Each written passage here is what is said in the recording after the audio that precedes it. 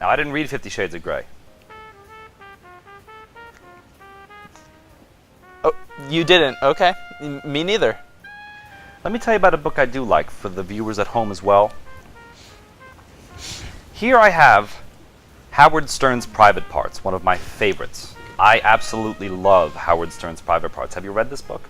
I unfortunately no. I haven't read it. The novel guy. All right.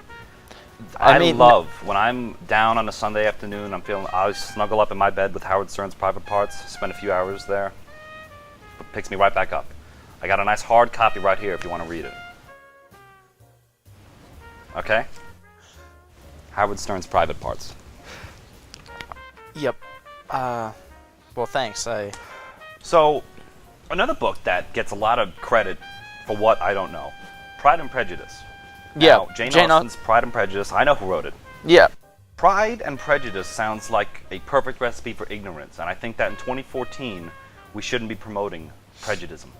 What are your thoughts about that?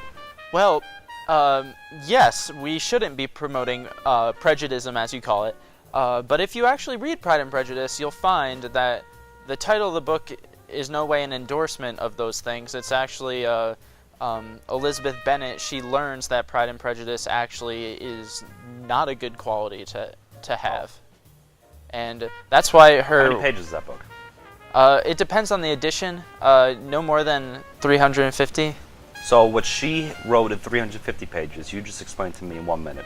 So why would I read that book? I'm not kidding. Well, Jane Austen, she was a genius of satire. She looked at the 19th century roles of women in marriage, in society, and she flipped them on their heads, okay? And a lot of people, they look at Jane Austen and they say, oh, she only wrote about tea parties, but if you dig really deep into the text of what she's actually trying to say, you'll find a lot of very interesting stuff from her. And so she gets subjugated a lot as a writer, but she really has a lot of interesting things to say that I really can't articulate in this. Yeah.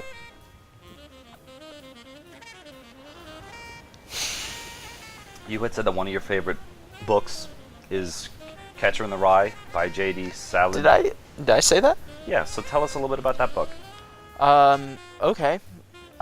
Well, Catcher in the Rye is an interesting book because J.D. Salinger had a very interesting life. He saw a lot of combat in World War II.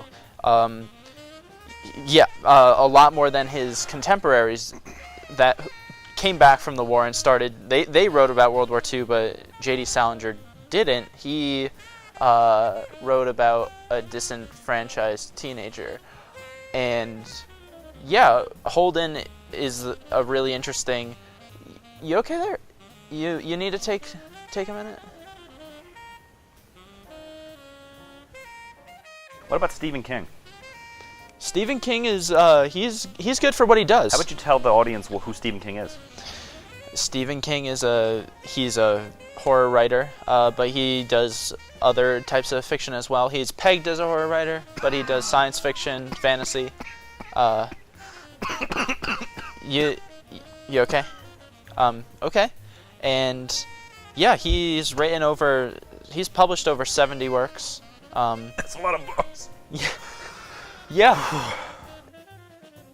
Next time we'll be speaking about classic films, maybe art, whatever I'm feeling on that particular day.